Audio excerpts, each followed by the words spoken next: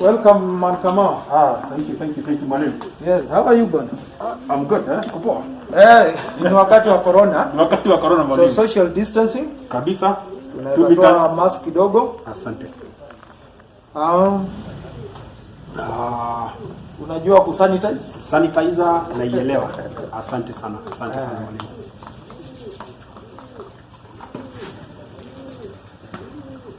Sawa bwana. Now Man Kamau. Yes. That is your name. That's my name. But my official name. Yes. Ni Peter Kamau Kariuki. Peter Kamau Kariuki. Lakini locally wananitanga Man Kamau ama Mwalimu Kamau. Viewers, welcome to Stupid Reality Kenya TV. In this program, our main aim is to know where your stupid reality is. What is it that you can do better than you have done before? That is why Man Kamau is around. Umesema jina kamili ni nani? Jina kamili ni Peter Kamau Kariuki. Peter Kamau Kariuki. Wewe ni nani? Mimi Peter Kamau Kariuki ni jamaa tu wa mtaani. Mtaua Kahuho. Nimezaliwa hapa, nimelelewa hapa, wazazi wako hapa. Kwa hivyo mimi ni mtu ambaye ni wa area hii. Umesomea hapa? Mimi nimesomea hapa. Where did you go to school? Primary? Primary school nilienda shule ya Kiserian Primary School. Okay. Back in 1997. Nikatoka pale 2001. Kutoka pale nikajiunga na shule ya upili ya Ololwa Ngong. Ololwa is a mixed school? It's a mixed day school. Okay. Pale Ololwa katika ward ya Ngong. Nikasoma pale. Nilipotoka pale mwaka wa 2005 siku join college mid-2. So ilibaki kidogo kwa mtaani nikisaidia wazazi mambo hapa kule. Alafu 2006 ndio niliweza kujoin college ya Lanex Training. Yeah. Alafu Lanex Training, what were you doing at Lanex Training? Nilikuwa nafanya nilichukua diploma in computer studies. Nikafanya for 3 years nikamaliza, lakini pia niliendelea kufanya some other courses. Which courses? Sasa nilipotoka pale nikafanya diploma in human resource management. Pia nikaendelea nikafanya pia diploma in theology. Hizo ni diploma tatu? Hizo ni diploma tatu. Na nikaendelea nikafanya another diploma in life skills and character development and a life ministry Kenya. And as we are talking right now, ninafanya pia a higher diploma in psychological counseling currently. So hizo zitakuwa ni kama diploma 5? Hizo ni kama diploma 4. Diploma 4. Diploma 4. Kuwa kwako katika shule ya Ololua. Yes. It was a mixed school. It is a mixed school. Even today, it's a mixed day school. How would you compare mixed schools and boys ama girls school pekee? Na kuuliza kwa sababu nasikia kwa wakati fulani uliwania kuwa MCA. Yes. Kweli? Kweli. Sasa kama MCA ungefanya vipi mambo ya mixed school na boys school ama girls school pekee? Asante, ni swali nzuri sana. Niseme ya kwamba wakati tulikuwa tunasoma it's a day school, nilisoma day school kama vile nimesema Ololwa Secondary School. Na ikiwa a mixed school, watu walikuwa na a good time ya kumingo na watu wanakosa uoga kwa mmoja na mwingine. Lakini kama ni zile shule tunazitanga za bweni, sijama hicho ni Kiswahili kizuri, bweni, zile watu wanalala pale, hizo sina shida. Hizo zinaweza pia dipendekeza iwe kama ni boys ni boys, kama ni girls ni girls. But for a day school I don't see any problem. Kwa hivyo iko sawa. Mimi naona iko sawa. Inachangia vizuri, iko sawa kabisa. Okay. Yes. Umesema wazazi wako huku? Wazazi wangu wako huku. Ni wakulima. Wanafanya lakini si ile commercial, wanafanya ile subsistence kwa sababu wazazi wangu sasa wakati tunaongea ni katika umri ya makamu. Kwa hivyo ni watu ambao wameshatulea. Kwa hivyo nyumbani hamna mtu ambaye ako nyumbani wakati. Kwa hivyo sasa wanafanya subsistence. You don't have siblings? Niko na siblings. Wakubwa wako ama wakubwa wangu katika familia yangu tulizaliwa tukiwa watoto 9. Sisi wote watu wazima tumeondoka pale nyumbani. Kwa hivyo nyumbani ni mama mzazi, baba. Mama, sasa pale tu nilikwenda kuwatembelea na mama kama hayo. Diploma in psychological counseling, you are doing that now? Yes. Life skills umefanya? Nimefanya. Umefanya diploma in computer science? Nimefanya diploma in computer studies. Yes. Mbona kuwa MCA? Why not be a teacher of what you've learned? Niseme ya kwamba mimi nimekuwa pia mwalimu. Wakati nilimaliza shule, that is niligraduate kwa hiyo diploma in computer studies, nilimaliza mwaka wa 2010. Nilimaliza na nilikuwa mimi napenda hata mtaani wananitanga teacher kama, kwa sababu mimi nimesikia teacher kama, umesikia labda umesikia, ni kwa sababu mimi kutoka utotoni, hata kwenye mabango yako wewe protesting ulisema teacher kama, ni kwa sababu mimi napenda kufunza. Nilianza kufunza Sunday school, kutoka hapo nikaanza kufunza watoto wakija likizo na wachukua na wafunza tuition ile ambayo inaitwa tuition. Ulifunza Sunday school? Nilifunza Sunday school, hata sasa hivi pia ni mwalimu wa Sunday school. Tell us about your church. Niseme mimi am a Presbyterian. I'm a church elder. You are church elder? Yes, I'm an elder. Yeah. Kanisa, one of the congregation ambayo inaitwa Hardy Church. Lakini currently niko katika congregation moja inaitwa PCA Kandisi. Niko pale, bado mimi ni mzee wa kanisa, mimi ni mwalimu wa watoto.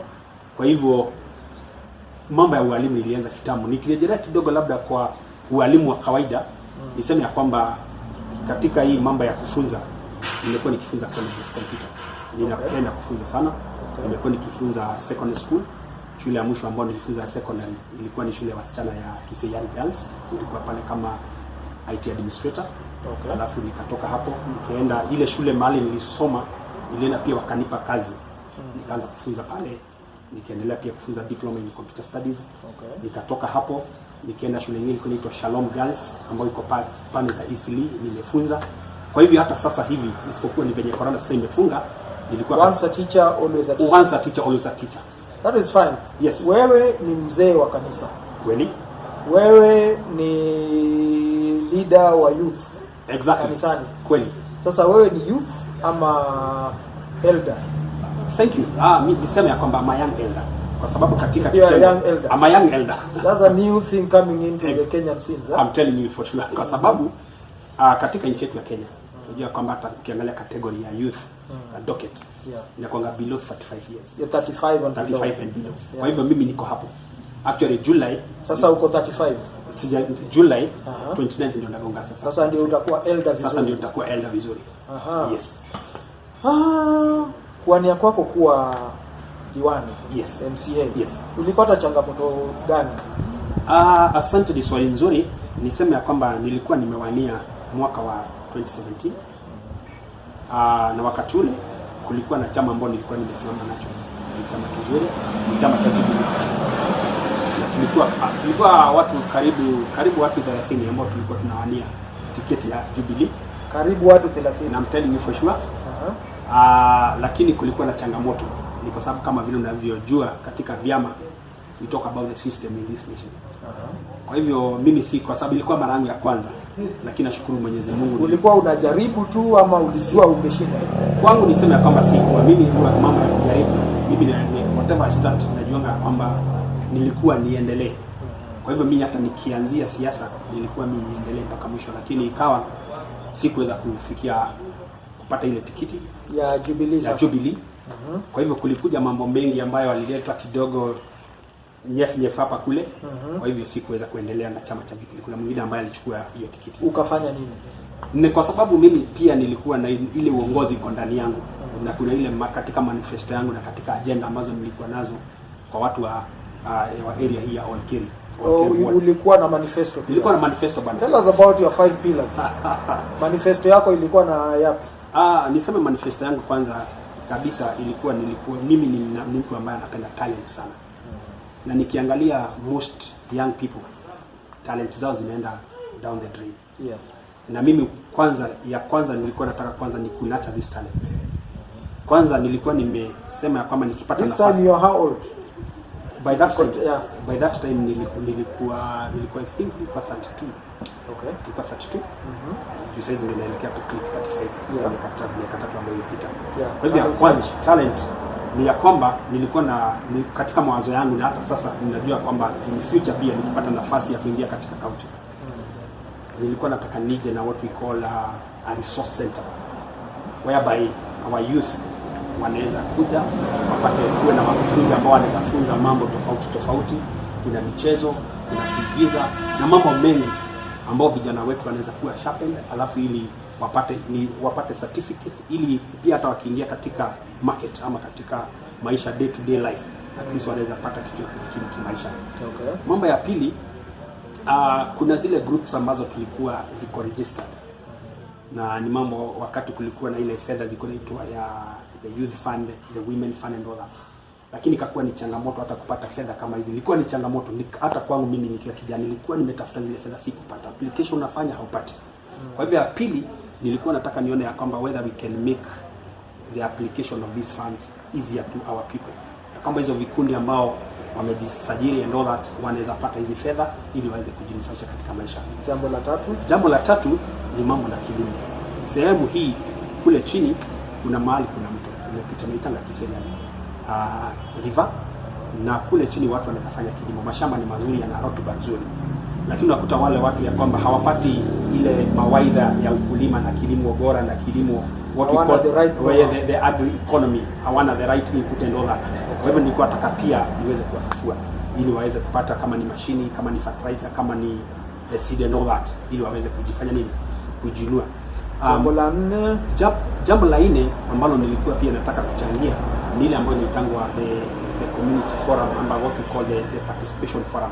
Yes. Ni kwa sababu mimi nikiwa community participation, kwa sababu mimi nikiwa kama mwakilishi nilikuwa nimesema katika mawazo yangu na katika manifesto yangu ya kwamba nitakuwa nikileta watu pamoja. Nasikia mawazo yao, nasikia yale matakwa ambao wangependa ama mambo ambao wangependa niwakilishe katika bunge.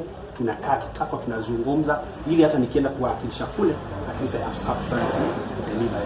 Kwa hivyo ilikuwa pia kuleta watu pamoja. Namba ya tano ilikuwa siku nataka kuacha wazee nyuma. Ukiangalia katika serikali zetu zinazungumza mambo ya vijana, zinazungumza mambo ya kina mama, lakini wazee wametengwa. Kwa hivyo pia nilikuwa nataka nione ama kwamba tunaweza pata a slot whereby pia nao wazee wanaweza ingia, kwa sababu kuliko mzee hapa ni kijana. So hao mambo yalikuwa matano ambayo nilikuwa katika manifesto. Yes. Sasa ulipofeli kwenye mchujo wa Jubilee, ilikuwa kwenye mchujo wa Jubilee? Ilikuwa katika mchujo wa Jubilee. Uliendelea ama uliachia pale?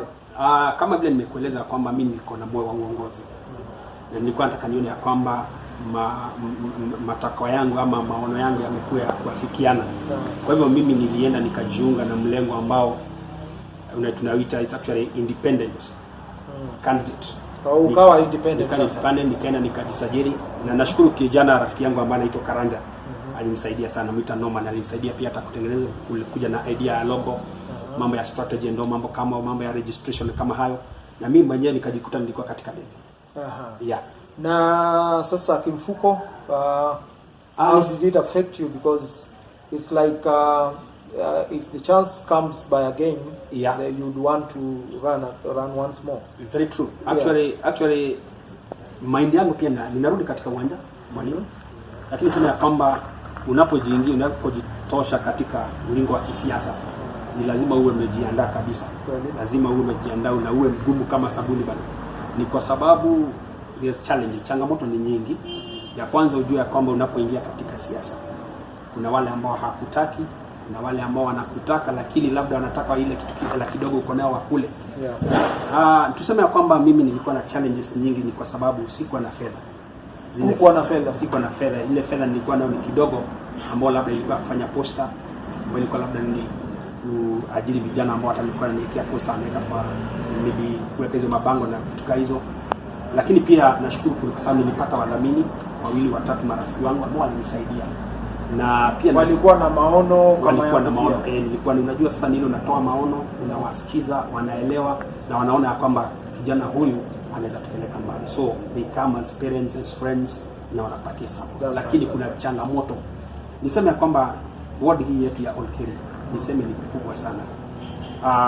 It measures about kwa sababu it's one of the biggest ward, kwa sababu katika Kajiado North sub county ziko 5. Kuna moja iko pande ile inaitwa Ngong, kuna Ololwa, sasa kuna hii tunaita Olkeri, tuko na Rongai, sehemu ile nyingine ambayo tuko na Ngai Ngoronya. That's right. Na kati hizo 5 Olkeri ni kubwa. Kwa hivyo hiyo kuzunguka hauna gari, najua hauna fedha. Kwa hivyo pia kuzunguka nilichoka zaidi. Kwa hivyo kuna changamoto. Unaweza kutumia baiskeli?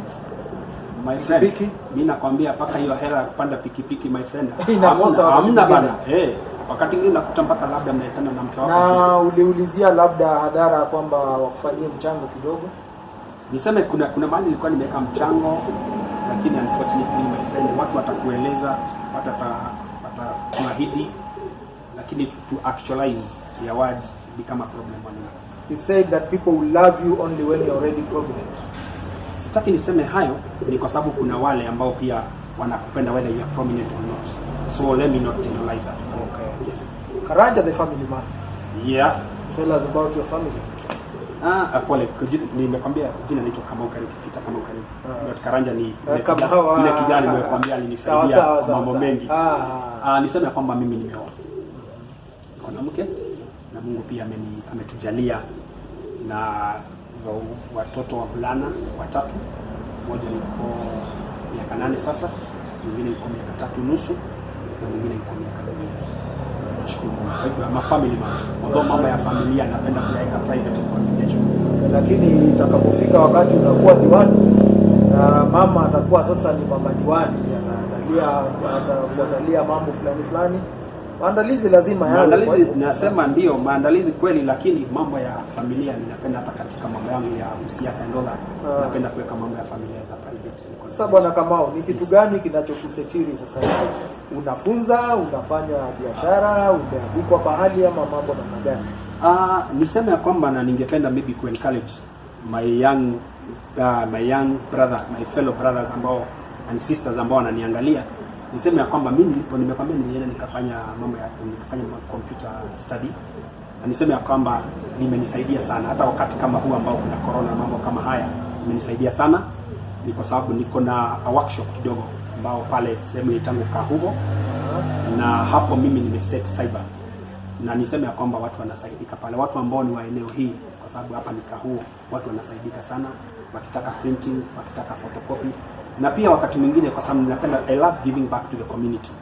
Na wakati mwingine nachukua hata vijana kama wawili kwa sababu ile sehemu ni ndogo, na naweza kuna kijana nimekwambia itoka Karanja, tunafanya naye pale. Anakuja tunawafunza, tunawasaidia at least kuwafunza bila malipo. We give back to the community. Kwa hivyo wakati kama huu kuna COVID, niko pale hata kama biashara iko chini, lakini nashukuru Mungu asubuhi nikitoka napata unga, Karanja napata unga. Na maisha yanaendelea mwalimu. Do you provide any internet services? Yes, I do. I do provide internet services. Sasa ni kama una online service? Niko na online service. Sasa hizi wakati wa COVID kuna wale wako vyuo vikuu. Yes. Wanaweza wakaja pale wakafanya kazi zao. Yes. Niseme kwamba kama wale ambao wako vyuo vikuu na wanakuja pale labda wanataka kuangalia assignment zao, kuna wale wengine wamefanya distance learning, wanakuja pale wanasoma. Kwa hivyo kwa sababu niko na mashini kama 3 hivi, na ukija pale utasaidika. Tunafanya pia mambo ya kama ni mambo ya renew driving license, mambo ya application za mambo ya clearance ya nini ya good conduct na mambo mengine, hata kubuku mitihani. So you are already giving back to the society? I'm giving back to the society. Yes. That is fine. Yeah. Na sasa utakapokuwa MCA, niseme sasa umekuwa MCA. Yes. Mambo kama haya si nani atayafanya? Ni kama vile tunasema ya kwamba ni vizuri we create job opportunity to other people. Kama vile nimekueleza kwamba wakati huu already nime create job opportunity. Kuna kijana nimekwambia tukafanya, tunafanya naye pamoja. Mimi napata yangu, anapata yake. Kwa hivyo nasema kwamba hata tukiingia pale Mungu akitusaidia, na najua kwamba atatujalia nafasi hiyo, we are going to create as many job opportunities as possible. Tukishirikiana na hawa vijana, najua kwamba tukae chini tuzungumze.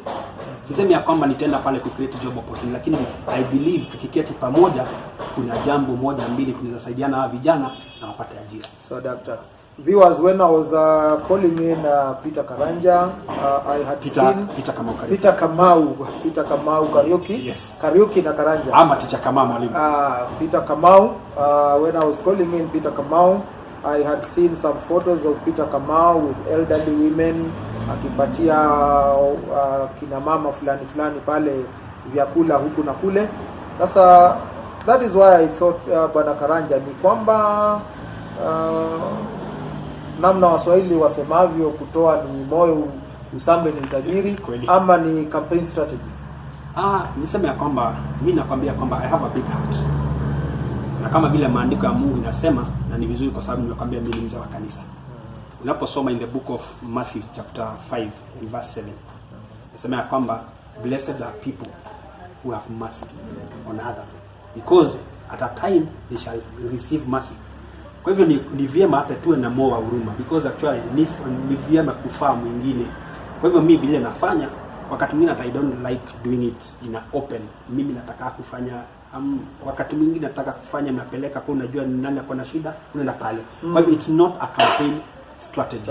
Ni moyo wangu, ninapenda kusaidia. Kabisa. Yes. Bwana Karanja, ungepata kazi ya udiwani, yes, ungechaguliwa, yes, kwa sasa unaona kwamba ungekuwa umefanya mambo yake? Asante. Ni kuna mambo ambayo nimekueleza yale ambayo nilikuwa nimenuia nitayafanya, na actually mambo hayo ndio ningekuwa nimeyafuatilia ni ya kwamba yameafikia. Yes. Yeah. Now bado utawania ama ulikuwa fukara? Nakwambia kuna ule msukumo bado. Ni kwa sababu wananchi pia wanaona kijana anaendelea kufanya kazi. Najua wale watu ndio wanakwambia kwamba ukiona vielea vimefanya nini? Vimeundwa. Kwa hivyo pia wale wananchi pia ndio wanakukumbusha, na ukumbuke mheshimiwa, mabakisha mwaka moja unusu ujue tunarudi katika debe. Kwa hivyo mimi katika maisha yangu na naomba Mungu anijalie neema zake, mwaka atujalie ule wa 2022 mimi narudi katika Mungu. Ni kwa sababu ninajua kwamba Mungu atatujalia neema zake. Kwa hivyo mimi bado katika maongezi yako hujanieleza popote kwamba kuna pahali uliitisha mchango wa kuchangie pia. Unajua kazi ya kuwania pia si rahisi. Mimi kidogo labda kigusia kurudi nyuma, nasema ya kwamba nilikuwa nimeitisha mchango. Kama vile unajua sasa tunasemanga kwamba kazi hii ni yetu, si yangu, ni kazi yetu. Yeah. Kama community, kama ward, ni kazi yetu. Kwa hivyo mimi nilikuwa nimealika marafiki ili waje tuweze kushika mzigo huu, tuweze kupata fedha za kufanya kazi hii. Lakini kama vile nilivyosema pale awali, watu watakuchekesha, watu watakwambia tuko pamoja, lakini utajikuta uko peke yako. Lakini kuna wale walikuja, na nashukuru Mwenyezi Mungu walisaidia kupiga hatua mbele. Asante Bwana Kamau.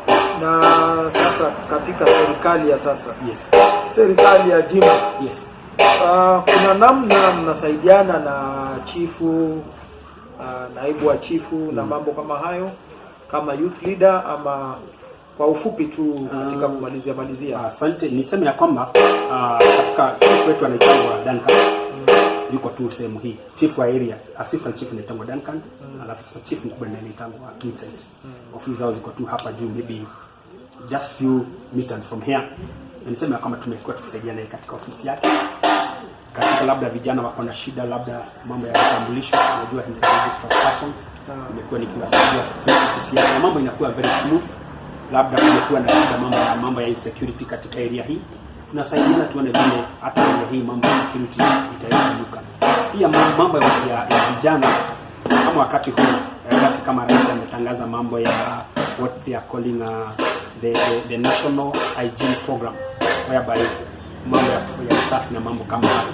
Chifu aliniita niambia kwamba tuone wa vijana ambao tunaweza kuweka katika list ya kazi kama hii. Kwa hivyo mambo ya uongozi wa vijana, mambo ya uongozi wa ofisi na mambo mengine tunasaidiana sana pakubwa sana kwa chifu. Bwana Karanja, Bwana Kamau, yes, umepata fursa ya kuwa kwenye televisheni, ndio kuelezana mambo fulani, ama hii ni mara yako ya kwanza? Si mara ya kwanza, ni kwa sababu pia nimekwambia nilipokuwa katika shule ya upili nilifanya kilimo, na nilipokuja nyumbani nimekuwa nikifanya mambo ya kuajua vifaranga na kufanya. Kuna wakati mwaka I think 2015 nilikuwa katika kipindi fulani kinaitwa Mkulima ni Nguvu, na hapa pia ni tamani tu nitaona kitoshi, kwa sababu nileta katika hii program na nikakuwa ninaeleza wakulima jinsi ya kufuga kuku na mambo kama hayo. Kwa hivyo si mara ya kwanza kwa television. Sawa sawa Bwana Kamau. 4 diplomas. Umewania ukansila hujapata. Kwani kuna wale ambao walikidhi kiupeo wa kimasomo ama namna gani? Tuseme si mambo ya masomo. Tuseme ni mambo ya politics systems. Kwa hivyo ni kwanza mapema. Kama sasa hivi ni kwanza mapema. Asante sana Bwana Karanja. These are viewers hizo za Bwana Peter Kamau. Sijui kwa nini nakuita Karanja. Peter Kamau. The issue is ni kwamba tuanze mapema. Zungumza na vijana na mambo yatakuwa sawa. Alafu mambo kama haya labda tuweze kupa fursa zaidi katika televisheni ili uweze mawasiliano yao vizuri na mambo yatakuwa sawa. Kweli. Endelea kufanya kazi. Mimi kwa dakika moja ukiniruhusu. Mimi ningependa kuwaeleza ambao wanatazama wakiwa nyumbani ya kwamba katika msimu huu a lot of challenge, msimu huu wa corona. Mimi pia ningeendelea kupendekeza kama hatuna shughuli tukae nyumbani, tutumie sanitizer. Ndio, asante mwalimu, leta sanitizer. Barakoa unapotoka katika watu, vaa barakoa yako ili tuone ya kwamba mzigo huu wa corona virus ya kwamba tumeupunguza ili nchi yetu ifunguke na tuendelee. Viewers, inaonekana vizuri na pia it's evident now that when we do our political choices, we don't look at so many things. What we know is that education is the key to development. Very true. And if one of Bwana Kamau's caliber is picked or is elected to be an MCA, then there would be a lot of progress from what we see. And therefore, ladies and gentlemen, this is Peter Kamau for you, Teacher Kamau. Next time bado atakuwa ulingoni na ninyi pia you have to focus na muone what to do. And ladies and gentlemen, that is the stupid reality. Asante. Thank you very much. Thank you Bwana Karanja. Thank you very much. Bwana Kamau. Thank you very much. Asante. Sasa ni sanitize.